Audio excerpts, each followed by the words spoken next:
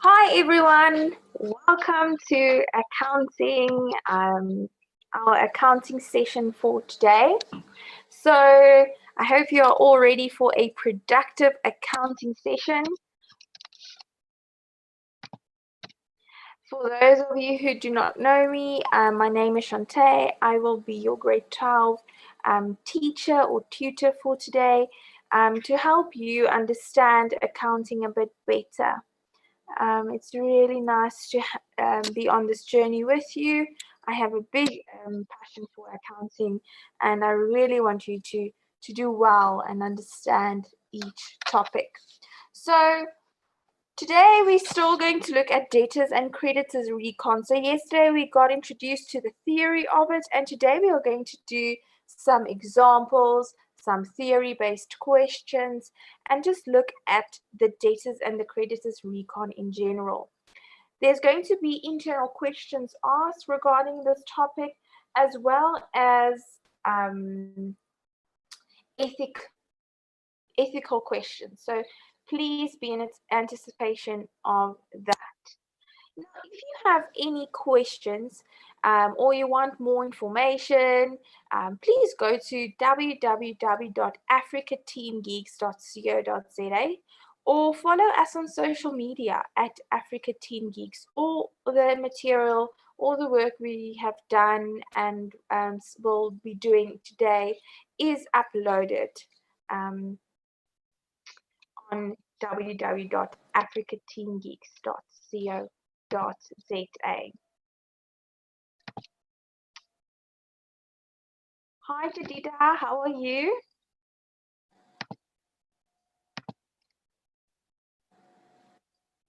Okay. Let's have a look. So today, like we said, we're going to do the control accounts. We're going to do the reconciliation of the debtors and the creditors. Let's get started. It says, whenever credit transactions between two parties occur, both the buyer and the seller will make entries of each account in their books. So that's exactly like what we said yesterday, right? It could, however, happen that one of the parties has already recorded a transaction of which the other party has not yet taken note of, or simply has not yet made the relevant entry. As in this case of the bank reconciliation, a debtor will draw up a credit reconciliation statement purely for the internal control and to explain the differences between the account statement received and the accounts as it appears in the general ledger. So the reconciliation of the account statement received with the accounts of the creditor in the creditor's ledger. As already mentioned, all transactions are made between two businesses. So one records it and both record it. So both of them record it in their books. The business supplying the goods and to whom money is owed is the creditor. That's fairly easy, we know that. While the business purchasing the goods and thus owes the money is the debtor.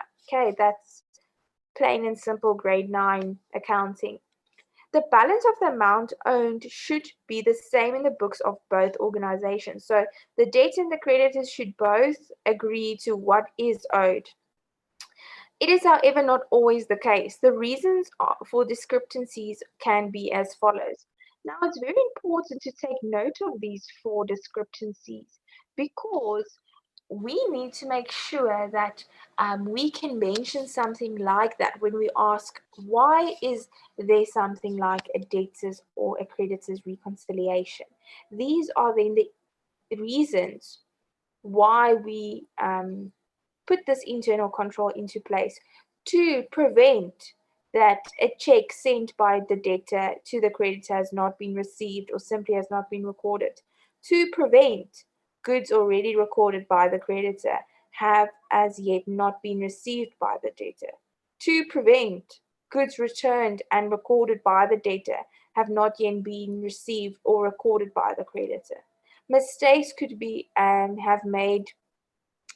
made on the account statements or on the source document, or even in the records of the transact, or when recording the transaction in your sub journals. So these are the reasons, and these are also the reasons why we do a reconciliation, like I just mentioned, to prevent these things from happening. The purpose of the reconciliation between the account statement as compiled by the creditor and the accounts of the creditor as prepared by the debtor in the creditor's ledger is to explain any differences that may appear. So exactly the same reason why we do a bank recon statement is to make sure we identify the differences and we can explain it. We can find a definite reason for it. So let's have a look at this example. We have the following information in respect of Park Traders and between Locum Stores. Okay, so Locum Stores is the debtor and Park Traders is my creditor, so it's the supplier. And we are given the following information to do the books of Locum Stores, so to do the data, to have a look at the data side, do the entries for the corrections of the wrong entry made on the 20th of May in the general journal, draw up the creditor's reconciliation statement with decision making in view, what important information can be obtained from this reconciliation procedures. Now, have a look here. These are perfect examples to mention with a question like this, like 4.3. Should Locum Stores be satisfied with the credit period of 30 days? What amount must be paid to conform to the credit period? Okay, so here's our information, our creditors ledger on the 31st of May in respect of Park Traders. So Park Traders has this creditor ledger.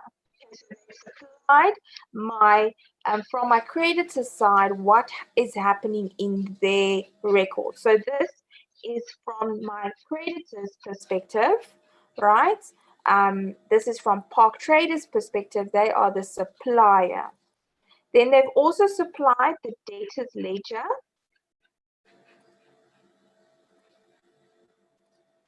Did I now make a mistake?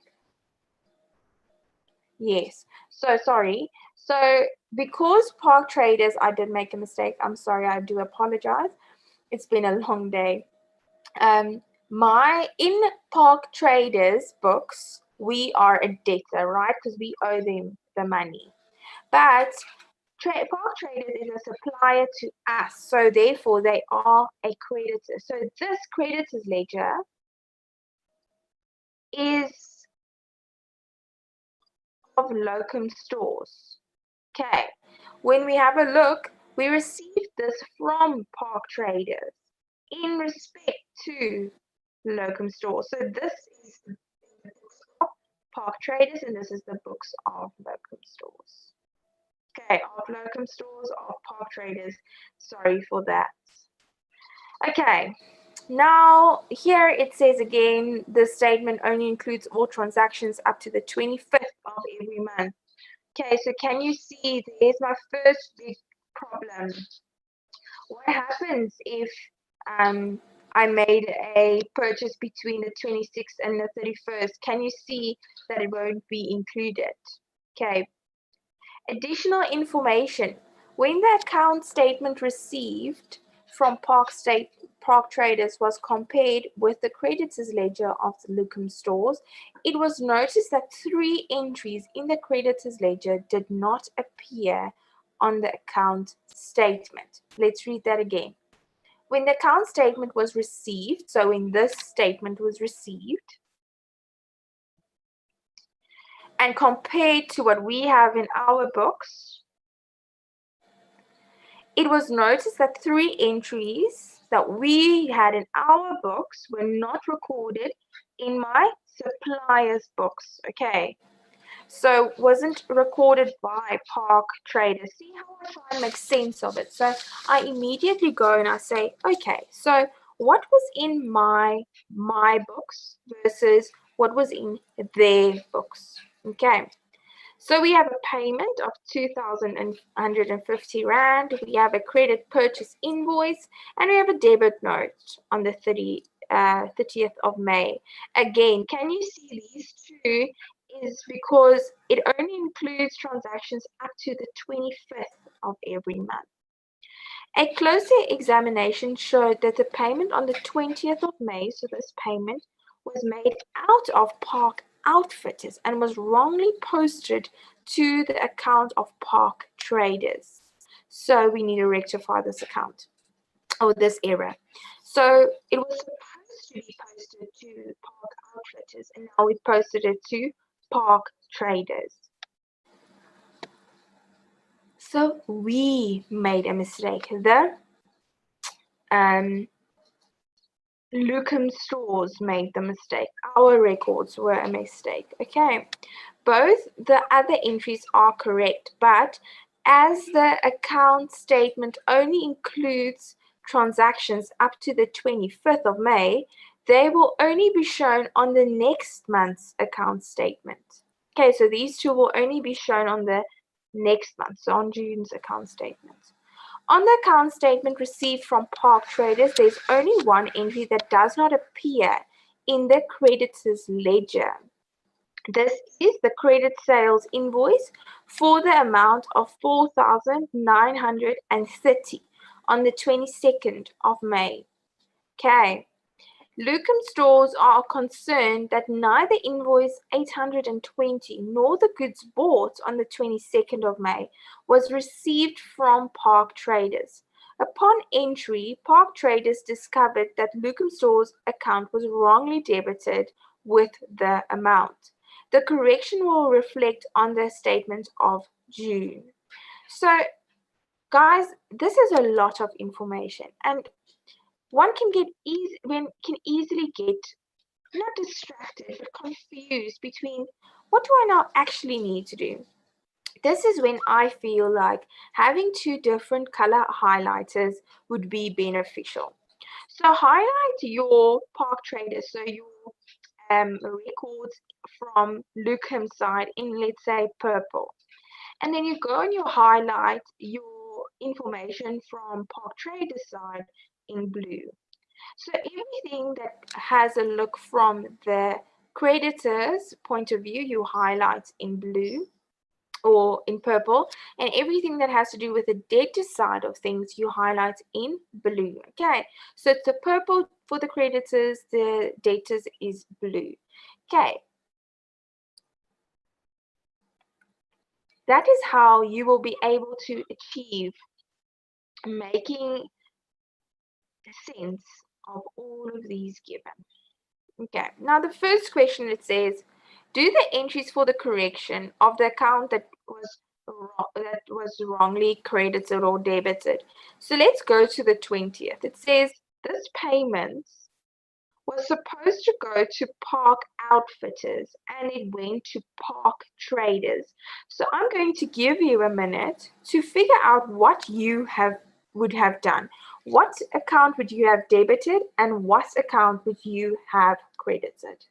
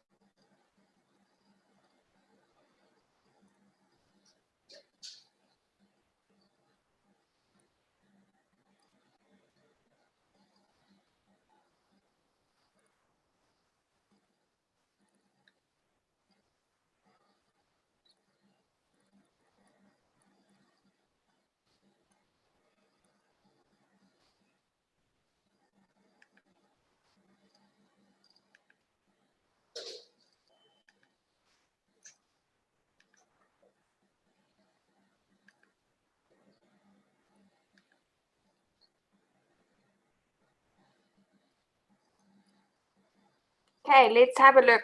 What would you have done? You need to credit Park Traders and debit Park Outfitters. Okay, you need to debit Park Outfitters and credit Park Traders. Why? There was a payment made by Park Outfitters. Can you see I was supposed to decrease Park Outfitters account and instead I reduced Park Traders account. So I now need to increase Park Traders and decrease Park Outfitters. With what amount? The amount given, 2,150 Rand. Okay, now let's have a look at our second question. Draw up the creditors' reconciliation statements on the 31st of May. So what I want you to do is I want you to don't write down these answers, but what I want you to do is quickly draw up a creditors reconciliation statement using the following information. I'll zoom out a bit so you can get all the information you need. I'm just going to give you a second.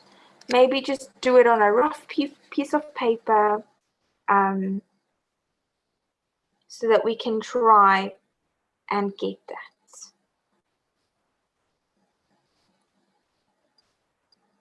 Just want you to think what you would have done, just roughly.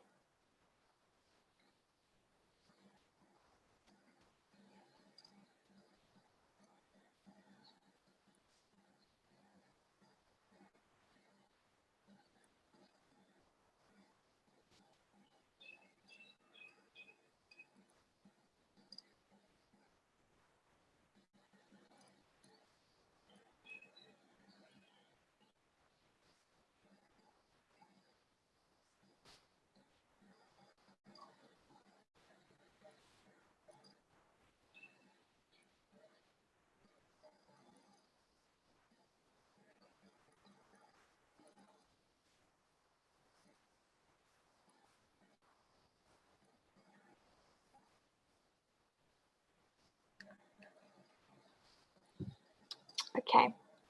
So the first thing you do, you say, okay, we have a debit balance as per our account statement received. So we have a debit balance because we are owing 12,320 Rand. Credit amounts wrongly debited, 4,930. Okay, 4,930. How did I get that?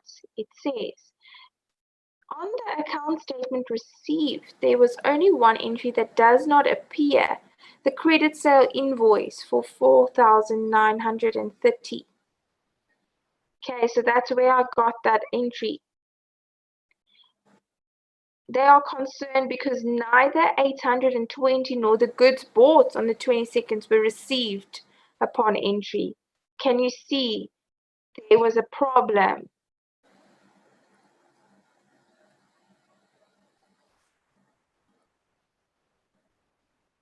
Okay, hi Caleb.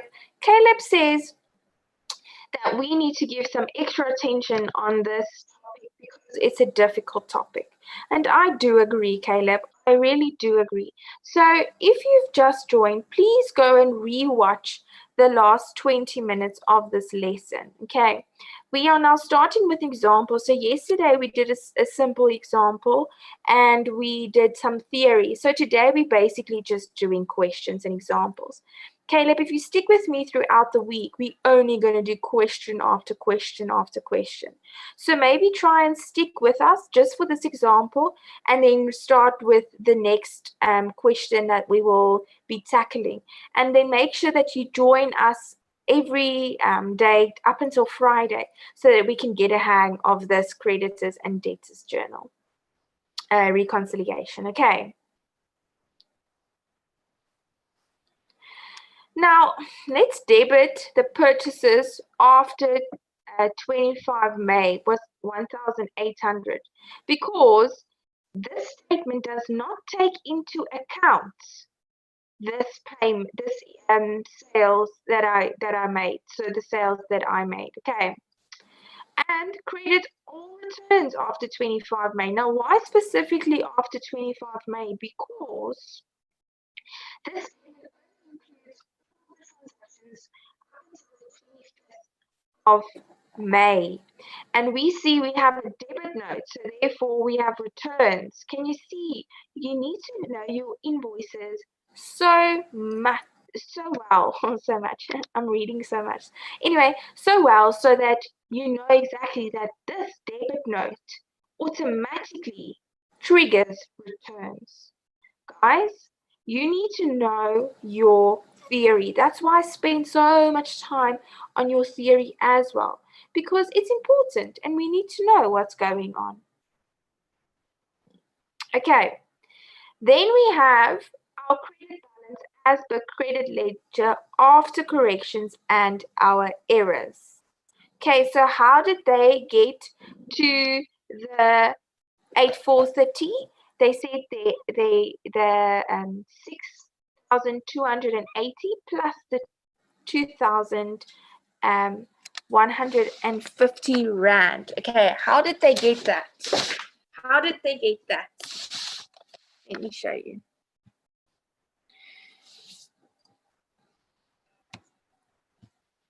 We have a balance in our accounts of 6,280 rand, and there was an amount incorrectly debited. So we debited Park Traders and we shouldn't have. We should have debited Park Outfitters. So to get that, I'm just taking the amount I still owe with the amount that I needed to fix, the correction I needed to make. And if you did everything correctly, that should have balanced. Okay, you should have balanced. Okay. This section takes a lot of practice. But not to worry, we have the whole week I've set out for us to just do example after example after example. So, let's have a look at our 4.3. With decision making in mind, what important information can be obtained from reconciliation procedures? Now, with this in mind, formulate an answer. I'm going to give you 2 minutes. Formulate an answer. Why would we do a reconciliation? What is the purpose of it?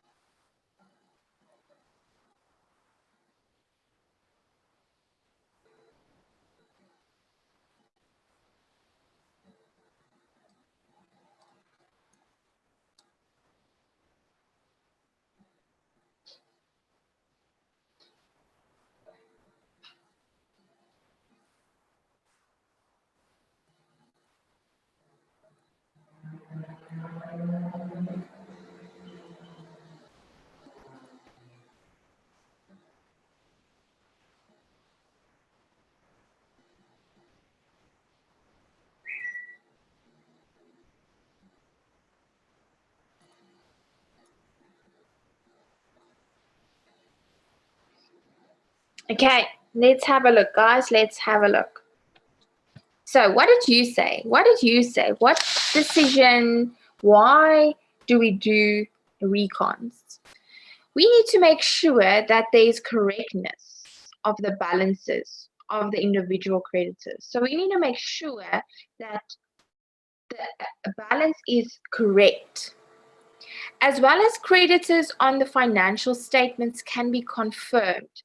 So when we do audits, we make sure that we can, however, verify that supply physically exists. It's not fake suppliers to maybe launder money or commit fraud.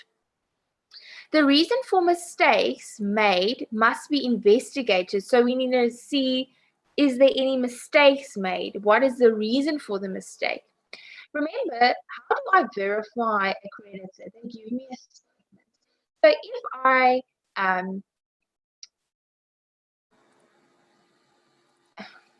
I need to now get the right word, compare, there we go. If I compare my records to the creditor's records, that also helps me confirm that the creditor actually is a creditor.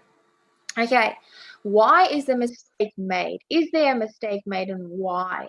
How can I prevent the repetition of these mistakes? Okay, what control can I put into place? Because I don't want people to make the same mistake over and over and over again. So what procedures can I put into place to make sure that they don't do this? Okay.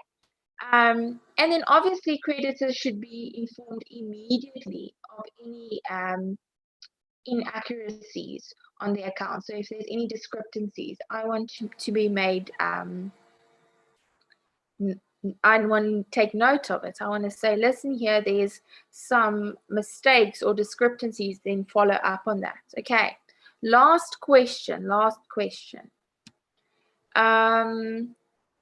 Should Lucum stores be satisfied with the credit period of 30 days? What amount must be paid to conform to the credit period? So the credit period is 30 days. Will you be happy with it or no? Now remember, in yesterday's class, I mentioned that a debtor has a 30 days leeway of paying. So I have 30 days to pay. But a creditor, however, you want to pay them only at day 90. So you want to pay them within 90 days to assure cash flow. So with this in mind, let's have a look. No, there should always be an attempt to stretch the term for payment to creditors. Like I mentioned, we want to pay them within the next 3 months. Why? Because we need cash flow and to collect debtors' money sooner. So we want our debtors to pay within 30 months or 30 days. If creditors want their money within 30 days, they should grant some kind of discount. According to account statement, 1,850 must be paid immediately. So here we have 30 days that must be paid immediately. Terms, 30 days. Can you see? So where do you have a look? So Caleb, for such a question, what do I look at? I look at the payment terms, and I look at what I owe. And I look at, what did man teach me? What did I teach you guys in terms of when would I like to pay a creditor and when would I like a debtor to pay me? Okay. So I hope you are comfortable or a bit more comfortable with this concept. We will only look at ethical considerations as well. And then tomorrow we'll move on to more internal controls. Then you'll see there's a lot of us having to do our creditors. There's a creditors reconciliation again. Okay, so stick with me and we'll go through all of it in due time. So for today's lesson, we have 15 minutes remaining. I just want us to quickly look at our ethical considerations. And if you don't understand it just yet, don't worry, we will do it within the next few sessions. It is expected that businesses and the employees will at all times act in accordance with ethical norms. Now, I don't know if you remember you're in grade 11, but you had a lot of ethical considerations you needed to apply and take in, um, keep in mind, right? So they want you to specifically now think of those. Go to your grade 11 folder in your mind, open that folder that says ethical accounting grade 11. Okay. One aspect that causes concern, however, and requires more attention when it comes to deciding which suppliers to use is the so-called system of kickbacks or the bribery in the business or in practice for the supply of certain products by a certain supplier. Suppliers tend to give an employee or an organization some kind of kickback whereby the employee benefits personally if he can influence the decision that will cause a specific supplier to win a contract. It is usually the case that these suppliers do not necessarily offer the best prices or the best service. Both parties are acting unethically. The supplier who is offering bribery money and the employee that accepts the offer, these kickbacks they talk about, can have a detrimental effect on the economy as they counteract healthy competition in the market and bring the credibility of tendering procedures and the ethical behaviors of employees under suspicion. So basically, they specifically talking about tendering. So when there's a project, so if I want to build a hospital, then there would be certain contractors that tenders for this hospital. So 10 different construction companies tenders for this specific hospital to say, you know what, I can build this hospital at this amount and within this period of time. Then the hospital management will go and see, okay, what fits into their budget, what fits into their style, and how soon would they want it. Now, obviously, you would think the cheapest person would get the job. That's not necessarily the case. What they look at is the quality of your work. Is there any problems with your past work? Did any of your buildings you built collapse? Was everything fine? How quick did you do it? Were you reliable? So you said you'll build it within the next 8 months. Did you do it, or did you take 9 months and then 11 months and then at the end it took a year and a half? So what in regards to that, how reliable are you?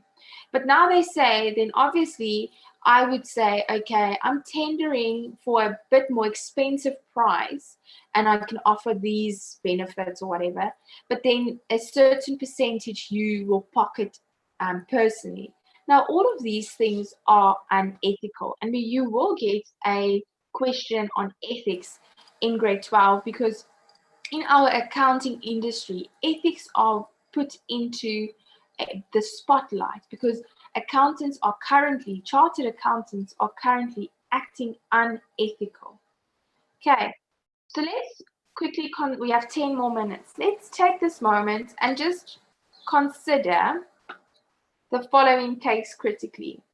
Okay, now critically could be positive and negative. I want you to remember that. When I ask you to critically examine a case, you can refer to positive things and to negative things and provide a solution. So I want you to critically examine this and then offer a solution. So it's a two-part question. Mr. Berger works on the Department of Correctional Services in the Northern Cape. He is responsible for all repairs and maintenance done within the department. Private contractors whom he appoints are employed to undertake the work. An investigation brought to light that the costs in respect of repairs and maintenance are excessively high. For example, an account of 30,000 Rand for repairs of a broken stove was discovered. Do you think that Mr. Berger is acting unethically? What makes you say this? Can you come up with a solution for this problem? So first things first, can you see that Mr. Berger, he works for the department, but he's the only person responsible for the repairs and maintenance. So he can then appoint whoever he wants. Can you see that there's no segregation of duties?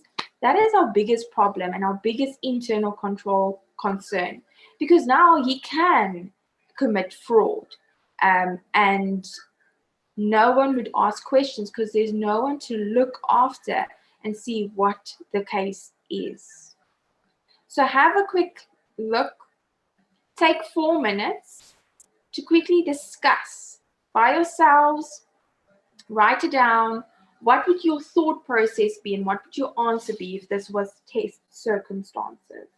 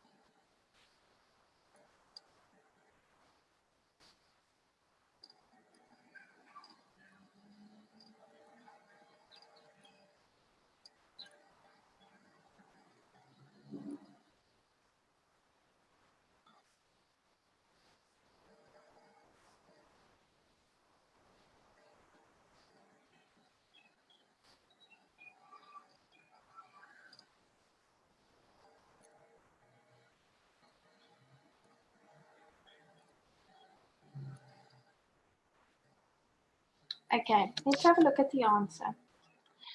So it says, yes, Mr. Berger might give the work to contractors who submit a higher tender and then in return pay back a part of the money as a kickback. So I'm not a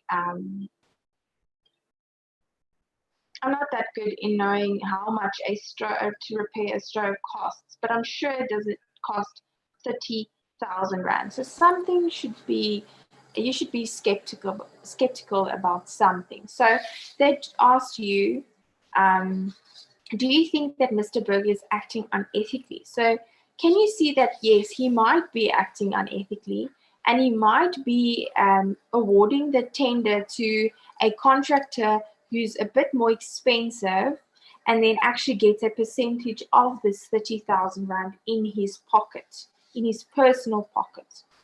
A solution can be made. So here's our solution. A solution can be made that the state appoints self-approved contractors that can be sent out from a central office to do the repairs. So one solution can be that there's a central approved contractor office, and then a few people go through that. So you first need to be approved as a contractor by certain requirements, and then only then you go through a procedure, maybe having a better procedure in place to provide who gets the tender or who does not. Another solution can be that for every assignment, they must get at least 3 quotations and a panel must decide which tender to accept. Can you see I'm talking here about segregation of duties? He can't be the only person who's responsible for physically appointing and conducting a search for contractors and then appointing one alone. He needs to maybe have a panel with him where they can inspect the quotations, and you also maybe have to write a management report why you are selecting these contractors specifically and why you are awarding these contracts to the certain contractor. Okay, guys, so if there's any other questions, please do not hesitate to ask me. But that concludes our session for today. We will be here tomorrow at 4 again, and then we will start having a look at the internal audit procedures, so the controls for the debtors and the creditors, and then we'll do some more exercises. Okay. Pleasure, guys. Pleasure, Luke. I hope you guys understood. And Caleb, don't you worry, we will get a hang of it. Thank you, Jadida, for also joining. And then we will see you tomorrow.